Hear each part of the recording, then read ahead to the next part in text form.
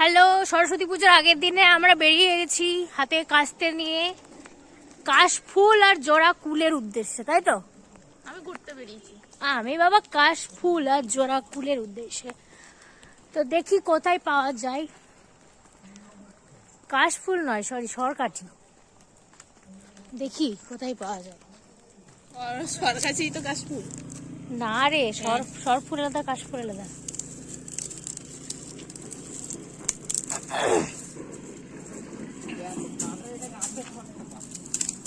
ওদেরও কাস্তের অবস্থা খারাপ, আমাদেরও কাস্তের অবস্থা খারাপ।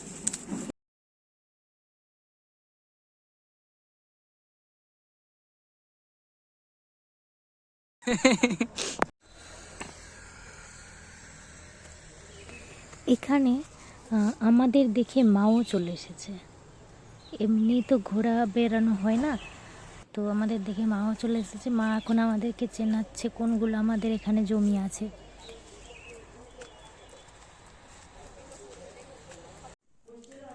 কালকে আমাদের ভোরবেলায় ব্রাহ্মণ আসবে, তো পূজা আছে সকাল 7টায়। কালকে সমস্ত কিছু রেডি করতে পারবো না বলে আজকে আমরা কিছু কিছু রেডি করে রাখছি। ঘর মোছামুছি সমস্ত কিছু। এই যে বৌদি এখানে আজকে আলপনাটা দিয়ে রাখছে, মন দিয়ে আলপনা দিচ্ছে। এখানেই পুজো হবে। সমস্ত কিছু ধুয়ে টুয়ে রাখা হয়ে গেছে বলেছিলাম। তো এও কাজ করছে, সরকাঠিগুলো এ সব সাইজ করে রেখেছে। তো তাড়াতাড়ি দেখি আজকের মধ্যে কতটা কি কমপ্লিট করতে পারি। পুজো হয়ে গেছে ভোরবেলা থেকে। হাফ জোগাড় হয়েছে, হাফ জোগাড় হয়নি, সেরকম ভাবে পুজো হয়ে গেছে। বনফুলটা পাইনি আমরা। তো পূজার পরে এরপর অন্যান্য ঠাকুরদেরকে আমরা সেবা দেবো, তারপর প্রসাদ খাবো। পুষ্পাঞ্জলিও দেওয়া হয়ে গেছে। এ এখন ধুনো দিচ্ছে এটাই। আর এই যে সবার পুষ্পাঞ্জলি, এই যে পুজোর পরে আমরা ধুনো দিচ্ছি।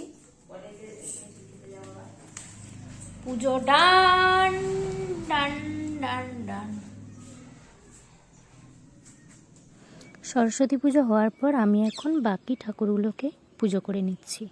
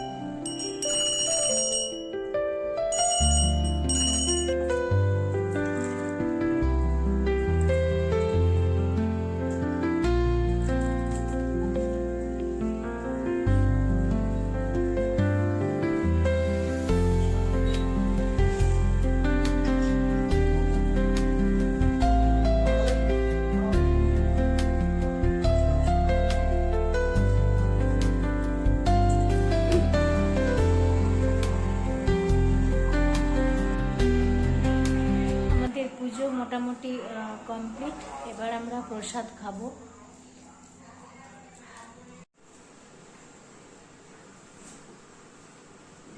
এখন আমি সবাইকে প্রসাদ ভাগ করে দিচ্ছি। প্রসাদ খেয়ে আমরা সবাই একসাথে গল্প করছিলাম। সেই সময় একটা ফোন এলো। ফোনটা কাঁদে না, আমার দাদাগণ। দাদারা সবাই ফোন করে বলল, চল আমরাও বেরোচ্ছি, তোরাও বেরো, দুজনে একটু ঘুরে আসি, ঠাকুর দেখে আসি। তো বলতেই আমরা উঠে ভাত খেয়ে বেরিয়ে পড়লাম। ঠাকুর দেখতে এমনই বেড়াতে যাবো, ঠাকুরও দেখবো। এখন বাজছে 12:30।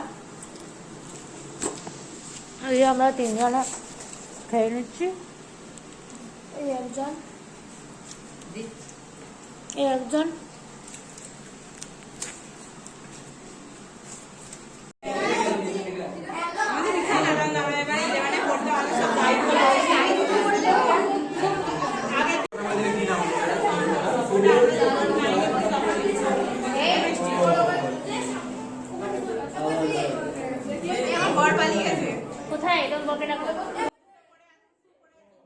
তো এটা হচ্ছে আমার স্কুল বলতে আমি ক্লাস 10 পর্যন্ত এই স্কুলে পড়েছি, আর এই বৌদিও পড়েছে। টিউশন পড়েছে, ও সব টিউশন পড়েছে। সূর্যবাবু কাছে টিউশন পড়েনি, হ্যাঁ আমি পড়িনি, না টিউশন পড়িনি। আমি তো বলছিলাম মাটি ছিল, টাইলস করে দিয়েছে।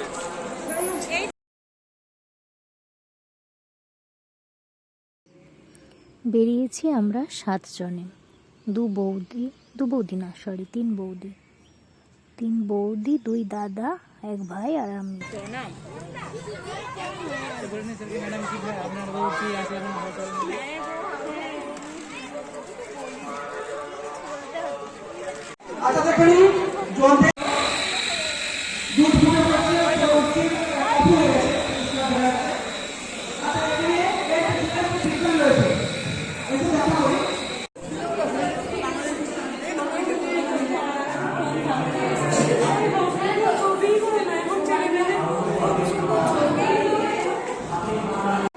কোনটা সোয়েটারটা?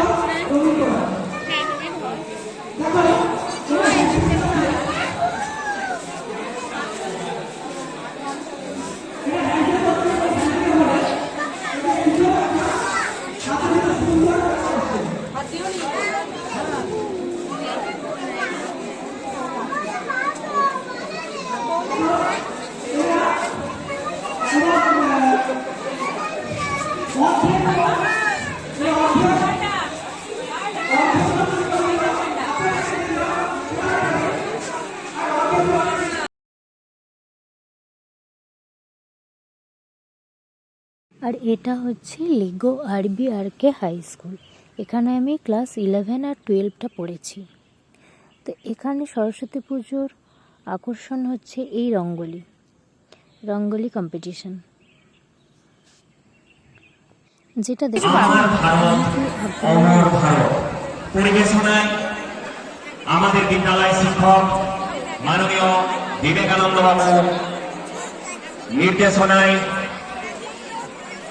বিবেকানন্দ বাবু, পরিবেশনায় বিদ্যালয়ের ছাত্রী দেবস্মিতা চ্যাটার্জি ও সৃজন চ্যাটার্জি, সঙ্গীত ও নৃত্য পরিবেশনায় সৃজন চ্যাটার্জি, রনিতা কোলে, সাত্যকী দে, মেঘনা চক্রবর্তী, বৃষ্টি দিগার। আপনারা হয়তো ভাববেন আমরা কেউ শাড়ি পরিনি কেন।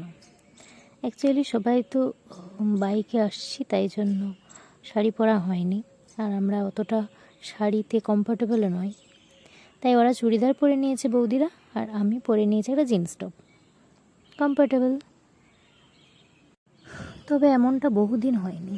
কলেজ লাইফের ফার্স্ট ইয়ার থেকে প্রত্যেক বছর আমি শাড়ি পরতাম। ইভেন ইউনিভার্সিটি লাইফে আমাদেরকে এক দিনে 3টে করে শাড়ি পরতে হতো এবং 3 দিন ধরে পুজো হতো। তো অনেক দিন পর আমি শাড়ি পরছি না পুজোতে, তাই একটু খারাপ লাগছে। ঠিক আছে, আবার পরের বছর পরব। আর এটা হচ্ছে আমাদের গ্রামের কলেজের পুজো।